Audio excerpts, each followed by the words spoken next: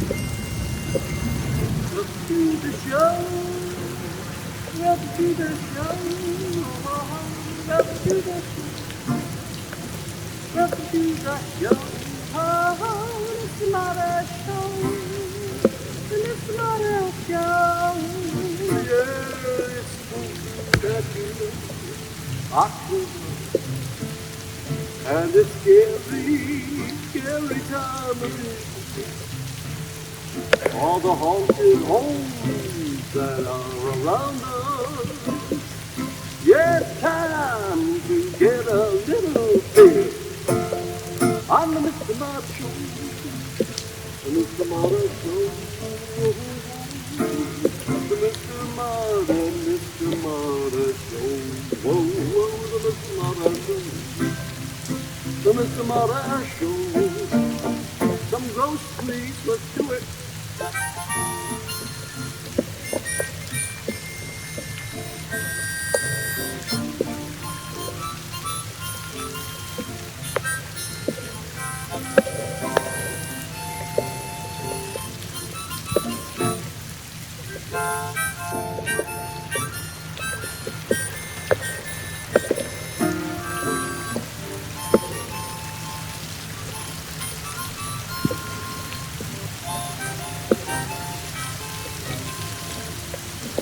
I'm the Mr. Marty Show. The Mr. Marty Show. Oh, the Mr. Marty Show. Oh, yeah. I'm the Mr. Marty Show.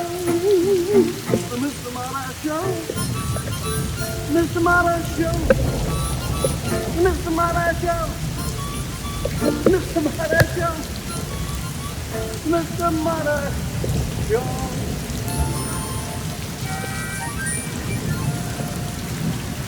Staying up this harmonica thing. I might wake up the dead. Mr. Marty Show. Show, show, show, show, show, show, show. Always something spooky on the Marty Show. Bam!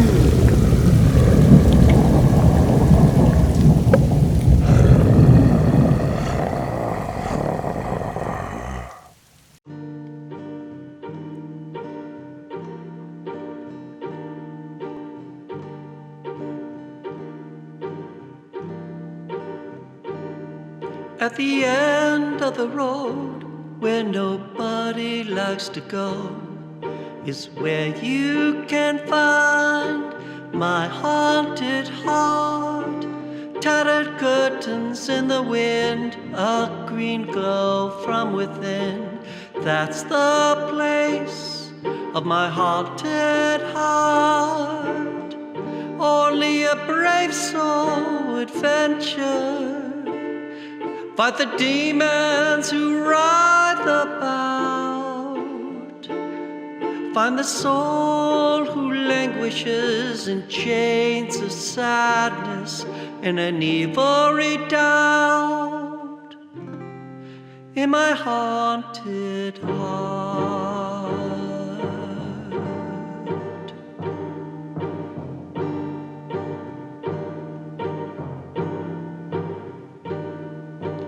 Gargoyles on the roof, a moat of serpents, there's your proof. Trapped inside my haunted heart, a banshee cries as the floorboards creak inside. Misery in my haunted heart, memories of what could have been stalk the halls of what cannot be. The vampire is at it again, wanting to live forever. What is it with me?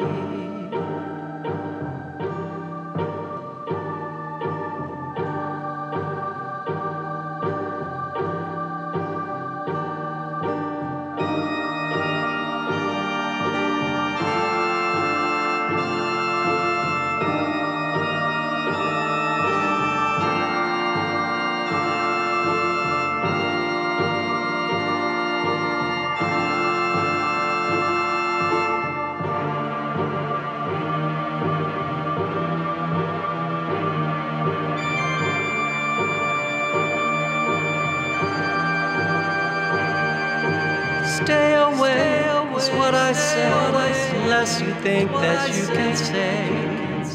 This ghost trapped in my haunted heart. Stay away is what I say, unless you're very, very brave. There's no hope here in my haunted heart. Stay away is what I say, yet I hope you'll take me away. Release me, please, from my haunted heart.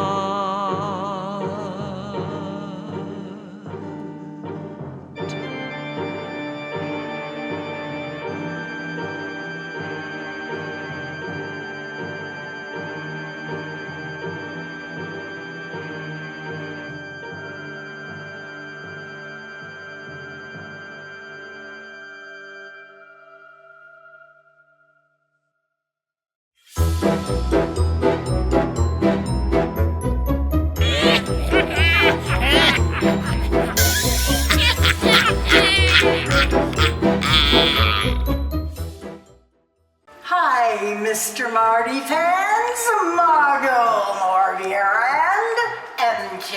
Oh, I love it. Oh, and today we're talking about haunted houses. Something we both know a lot about, don't we? Oh, have you participated in a haunted house? Oh, very, very, very, very long time ago. And how did it go? What were you? Very, very, very scary. I was younger, you know, and yeah, it was really scary.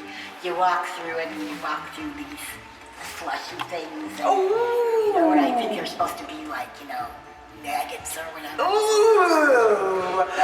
Things fly out. Yeah, too. Oh, yes. Did not care for that. I think I ran through it, screamed Oh. all. That was it. Oh, but today you would love that stuff. Oh, well, when I was younger and we had two little boys who went to a haunted house. Well, my husband and I had gone to the haunted house the day before to see how scary it was. We didn't want to take our little kids to it if it was too scary. And so when we went through, it was very nice. It was not scary at all. So the next night, we took our boys to this haunted house.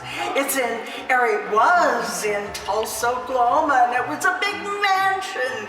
Well, what we didn't know is that there were two sides to this haunted house, and we had gone to the one side and decided to go to the other side with our boys.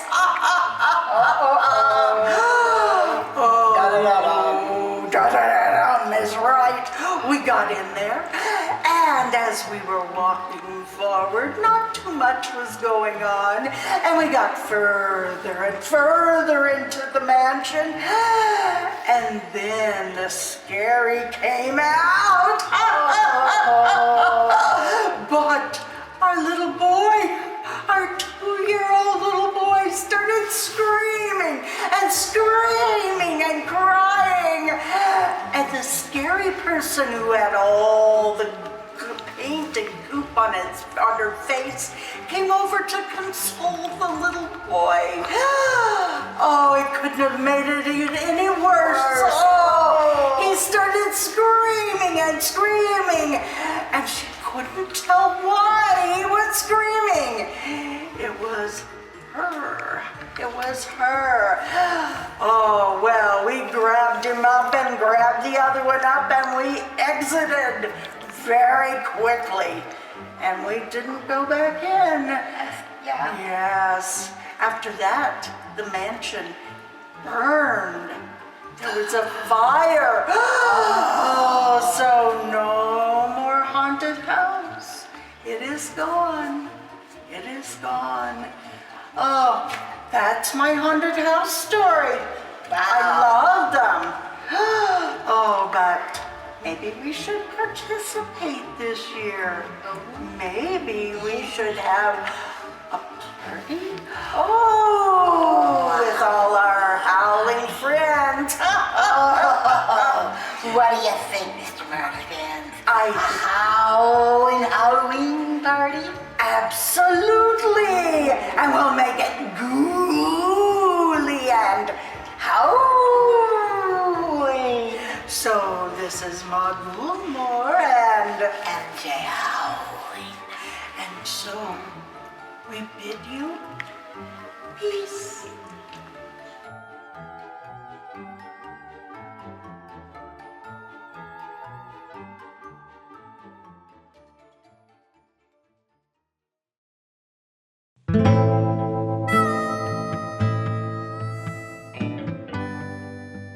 Well, hello there, everyone. I am Colin McCormick, Marty's younger and much better looking brother, coming to you live from the Garnet Mountain Range just northeast of Missoula, Montana. And I am happy to bring you yet another ghost town just in time for that special Halloween time of year. I wanted to give you a sense of just how high up we are. We're looking basically north, and you're looking up towards Seeley Lake and into the Bob Marshall Wilderness. And it gives you a sense of what our elevation is. Like a lot of old mining towns, it was up in the mountains where all the gold and silver lay. Now there's some restoration work still going on here. The restoration began in 1972 to preserve what was left of Garnet. So we're down on the valley floor now, and below me is the road up to the Garnet ghost town from the I-90 expressway, believe it or not. For those of you in Chicago, that's just the far west end of the Kennedy Expressway. But up here, we begin to see some of the cabins, and you can see that this mining site was in fact quite mountainous. And yet a little town popped up here in the late 1890s as they looked for and found gold deposits. It wasn't the typical Wild West shoot 'em up sort of town. The miners here were far more civilized. The building they're working on is Kelly's Saloon. One of, can't have a ghost town, can't have a mining town without a saloon, and there were a couple of them here in Garnet back in the day. It's a dry goods store, serving the people of Garnet, dry goods and what have you. We're going to see if we can't get inside and do a little exploration of these two buildings. I'm going to bring you in the front door of this dry goods store. See the remnants of the shopping counter and old cash register.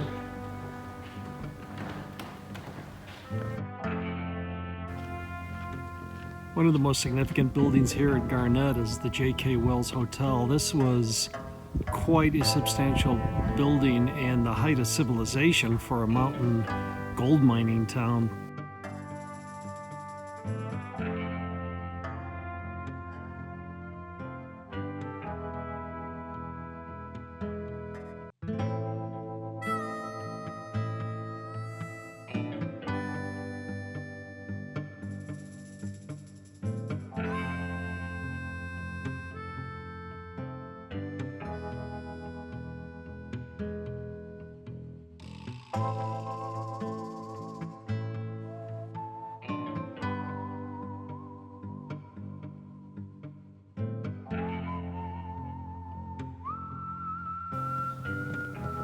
So let's head up the staircase and see what we might find upstairs.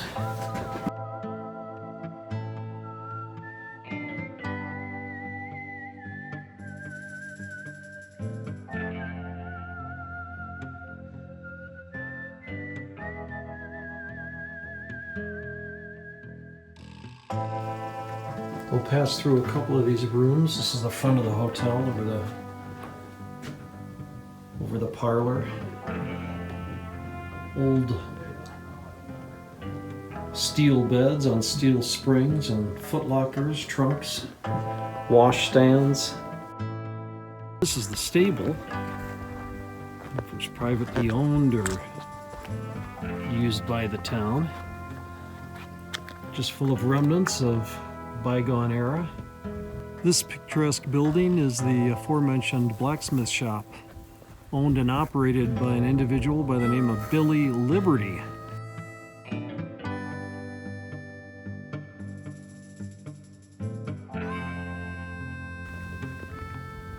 Now we're approaching the town school.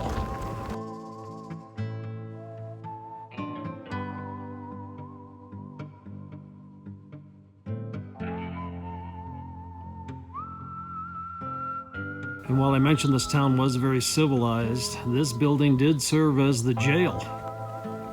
And it wasn't much used, and it was later converted into a residential home later on in its life.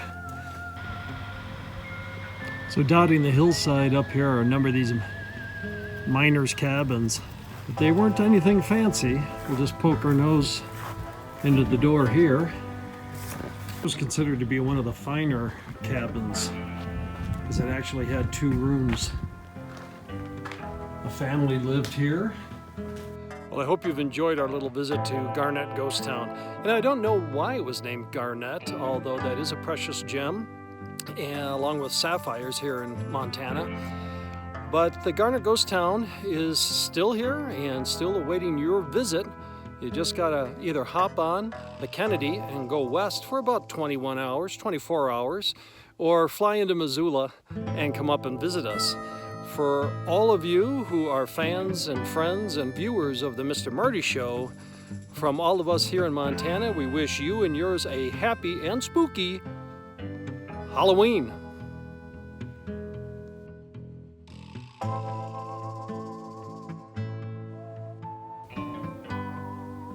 Well, there's a little postscript to this video. I was just coming down the mountain here today and pulled off to the side where I noticed this little cemetery. This is just a few wooden grave markers remain for a number of miners and early settlers that were up here in the Garnett Ghost Town area. It's curious about this particular graveyard is that while you can still make out the names on a number of the stones, for example, down at the end is Frank Holmes, and here we have William Sheehan, Mrs. Hamilton, looks like William Ross, and down here we have Tom Williams. What's most interesting is that on the top of these stones, people have placed coins. I haven't seen that sort of,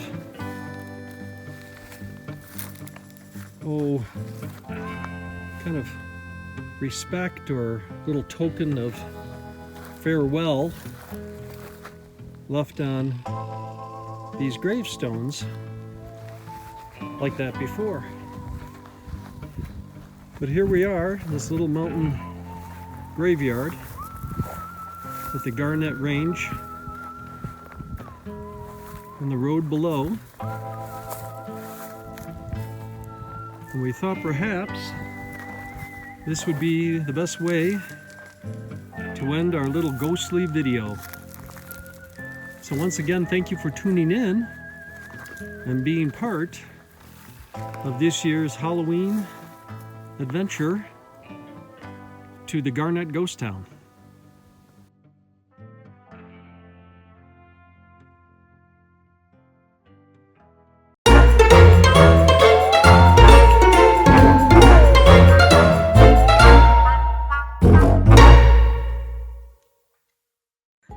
Okay, Mr. Marty fans, we're here at the Airtight Bridge, supposedly one of the most haunted bridges in Illinois. Goes just outside the tiny town of Ashmore.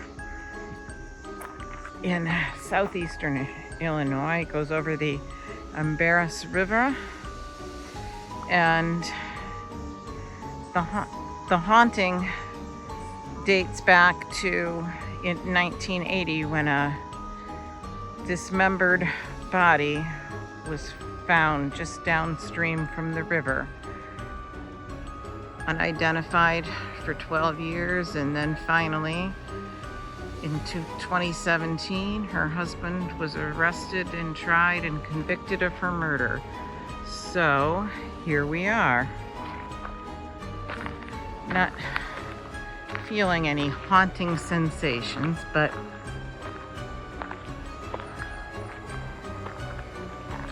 we'll take a little jaunt down the bridge.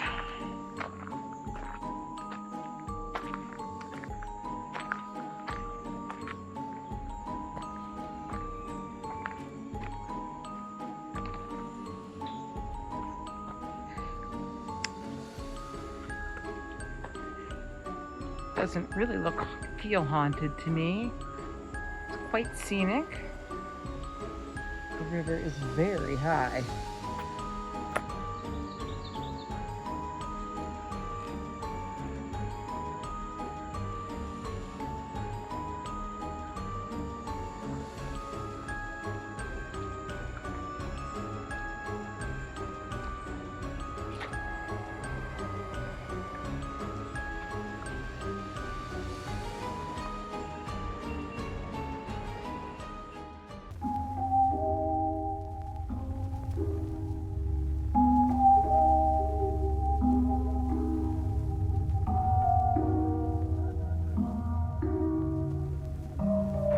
The Stanley Hotel in Estes Park, Colorado, is one of Colorado's most famous supposedly haunted hotels, most notably for inspiring Stephen King to write The Shining.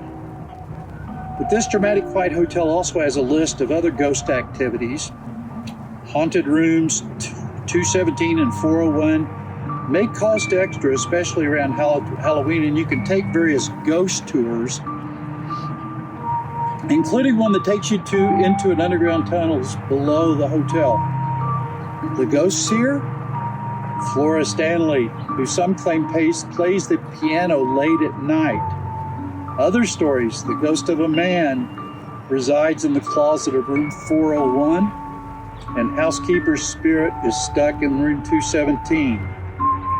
Also in Estes Park is another, probably not quite as well-known hotel, the Baldpate Inn. The Stanley isn't the only haunted hotel in Estes. This inn has reports of the ghosts of the builders in the halls and in the key room. Some people say they have seen a ghost in the chair by the fireplace. Others report their cigarettes go missing or won't light, or their alcohol drinks fly off the table. Boulder's Columbia Cemetery, where I'm standing right now, opened in 1870, and it's the final resting place of many of the city's founding fathers and women. Likely person haunting the cemetery is one who for years was beneath a grave labeled Jane Doe. Around 20 years old, she was found beaten to death, lying naked on the banks of Boulder Creek back in 1954. And only within the past 15 years was she identified. I had identified her earlier in my report here. Others likely haunting Marietta Kingsley, a madam in Boulder's red light district back in the 1890s, and the infamous Tom Horn, a famous gunslinger and cowboy who was hanged in Cheyenne for a murder it was believed that he did, but he did not commit it, and is still very unhappy about it till this day. The most intriguing thing I read was that visitors have sometimes captured ghostly figures in their photographs. I wonder if there are any on the film that I'm filming right now, this video. About 4 out of 10 people believe in ghosts. Are you one of them? I sure do. This is the old timer saying good night and sleep tight.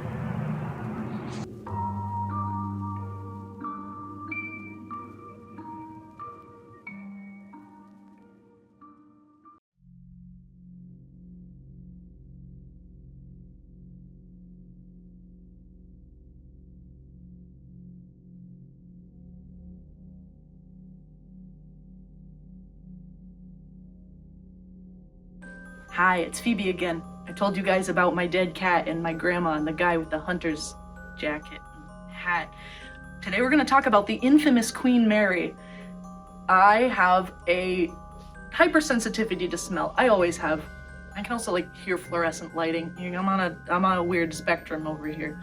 But so yeah, we're on the Queen Mary. I'm very aware that it's haunted, and we're staying the night there. And I don't know whose idea this was, but it certainly wasn't mine, staying on a haunted hotel boat. Anyway, we're taking a little tour, and we're walking up and down the hallways, and I'm like, oh, that's lovely. And everyone's like, what? And I'm like, oh, it smells like roses. It's nice.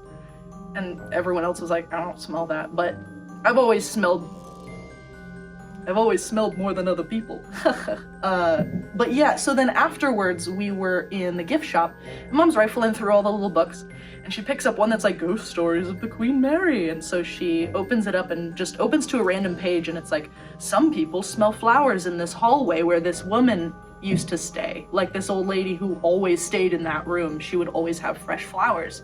And Mom's like, oh, that's weird. So who knows? And Dad's like, oh, they were probably piping in the smell. Which I would say maybe if it was on a tour and they were like, some people still smell flowers. Do you smell them? It's like it, but it happened so coincidentally. I don't know.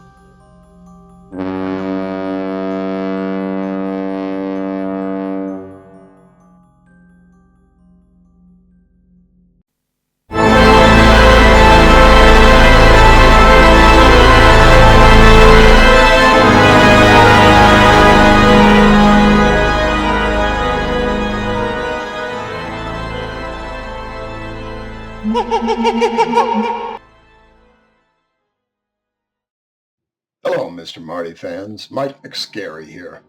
I'm back this week to share with you the 4th episode of my story, The Monkey's Other Paw. If you remember from last week, this is the story of a young musician, Henry Green, his childhood friend and rival, Jessie Toten, and the girl they both desire, Antigone Musica.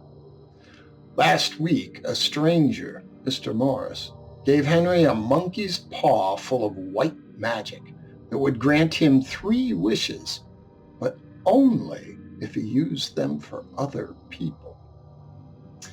Hoping for advantage with Antigone, Henry wished that Jessie was broke.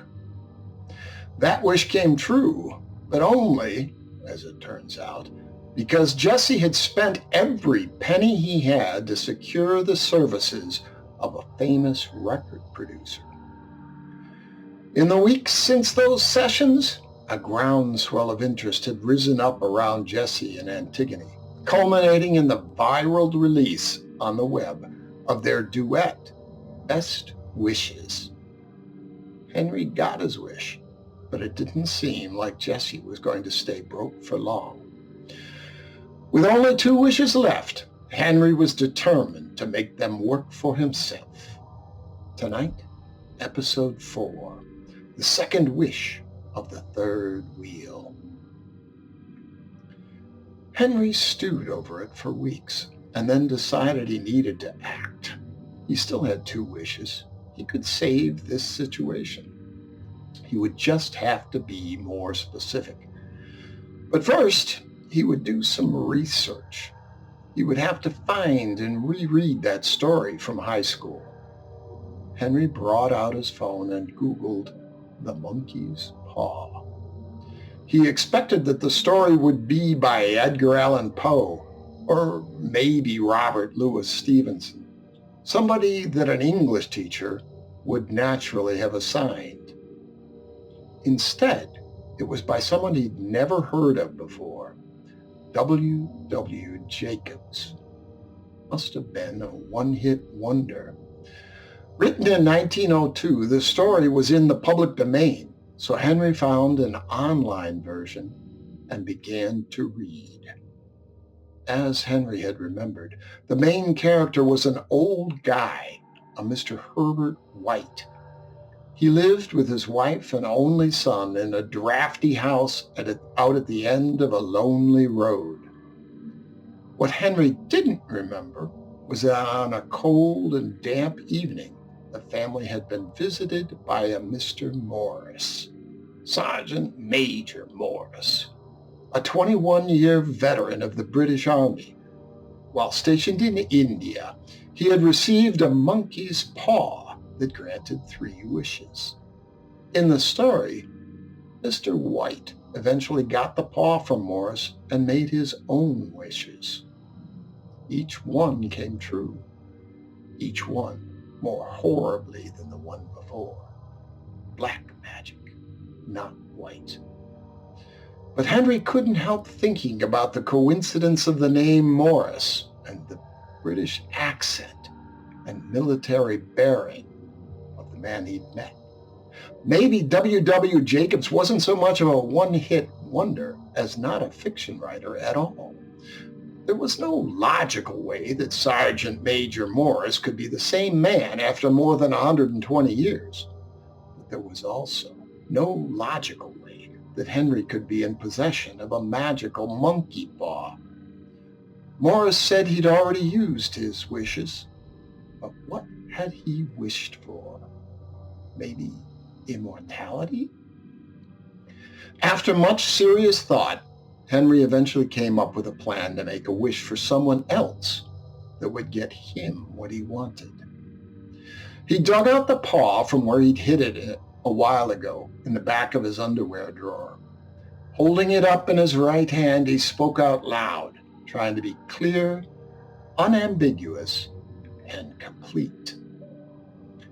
I wish that Antigone loved me, and that she and Jesse were no longer dating, and she wanted her kids to bear my name. That should about do it, he thought. The paw jumped and buzzed in his hand, but this time Henry was prepared for it. Just how well prepared was he, I wonder? Tune in next week for our final episode. It's such a weighty word, don't you think? So terminal. Have a pleasant week.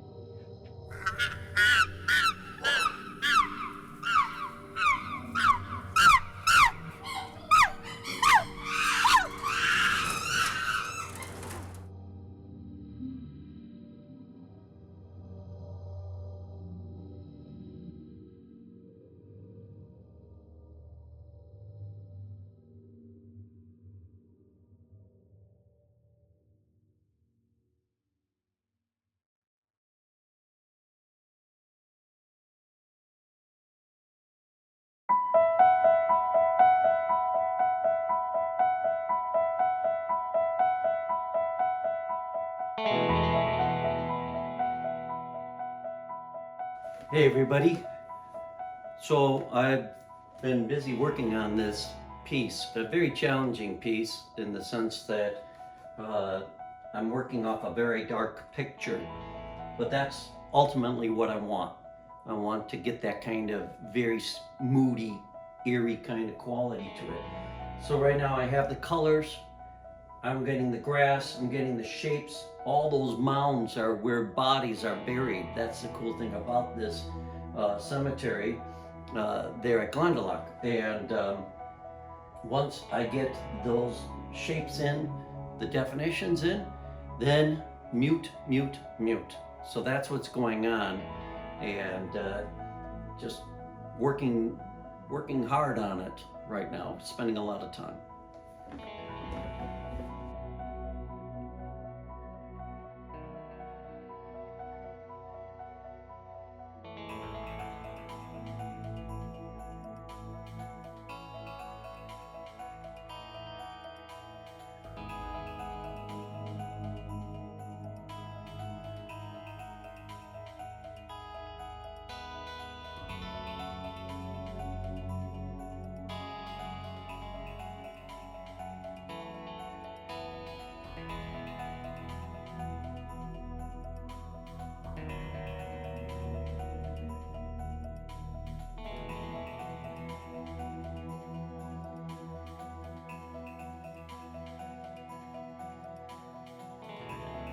So I'm out here, I've taken the art out to the sun, And the reason I'm doing that is I'm trying to get as much blend, but I'm also trying to use the sun to dry. And so I'm taking this whole thing and I am just trying to make it as murky and moody as possible without it looking amateur, you know? That's the thing, is like, I don't want it to you know, I want it to almost be impressionistic, because the scene itself, even from the photo, is very impressionistic. I will be doing some touch-up here. Obviously, I've got to fix that.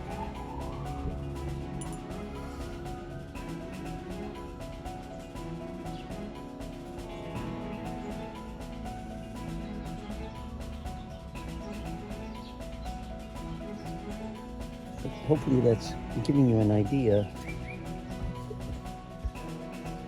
Work along here. It's a lot of water I'm dumping on this. The sheet can take it though, which is great.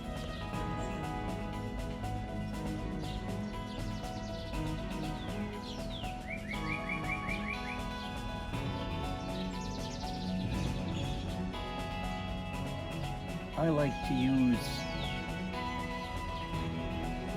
my water that has all the colors in it. The reason being is I just feel, you know, there might be some pigment out of this water that's going to help me explode something, you know, and so that's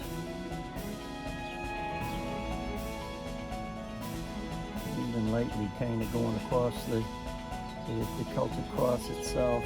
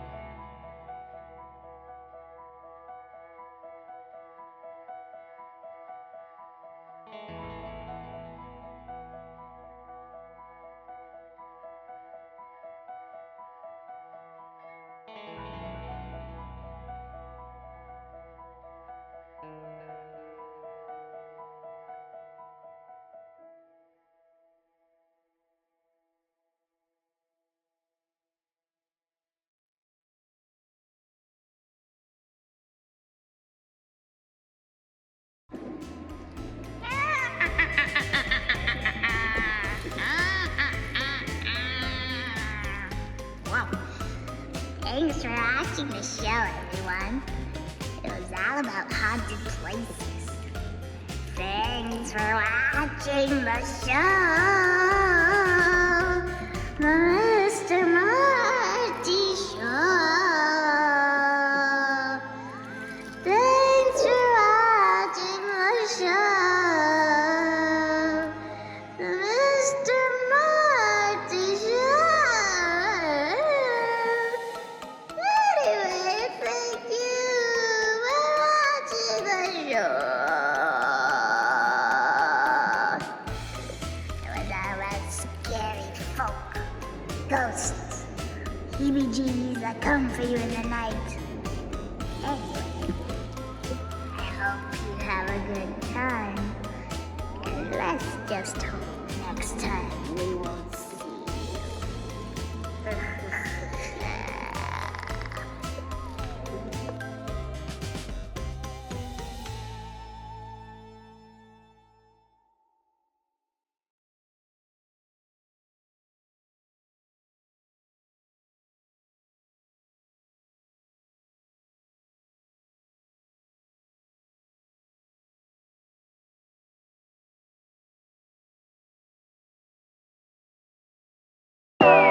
Bye.